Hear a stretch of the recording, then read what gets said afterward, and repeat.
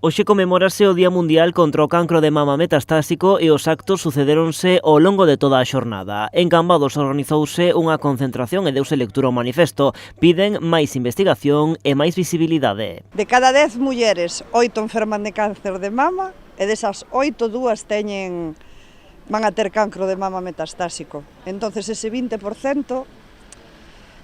é a que non cura. Entonces tamén existe, tamén está aí. Na concentración desta mañá, as doentes contaron tamén co apoio do Concello. O cáncer de mama é unha enfermidade grave, bastante prevalecente, pero máis grave aínda e tamén temos que visualizalo e darlle apoio tanto institucional como económico a quen lle corresponda á Asociación de Cáncer de Mama Metastásico ou, en xeral, a investigación e a loita contra esta enfermidade. O cancro de mama metastásico mata en España cada ano a 6.000 persoas e a principal causa de morte en mulleres de entre 30 e 50 anos. Ademais, lembran, tamén pode afectar os varóns. Morren sobre cerca de 6.000 mulleres e homes, porque tamén non hai que esquecer que o cancro de mama tamén existe en homes.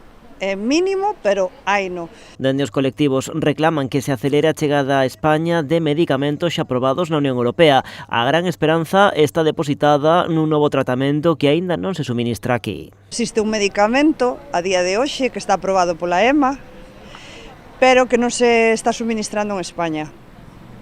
Entonces é o que están pedindo, é un medicamento que frena a enfermidade un 75%. Das metástasis. Este é o terceiro ano no que Maribel é a encargada de ler o manifesto. Comezou no 2020 cando tivo que sustituir a súa tía que padecía a enfermidade e que sufrira un empeoramento, polo que poucos días despois acabaría falecendo.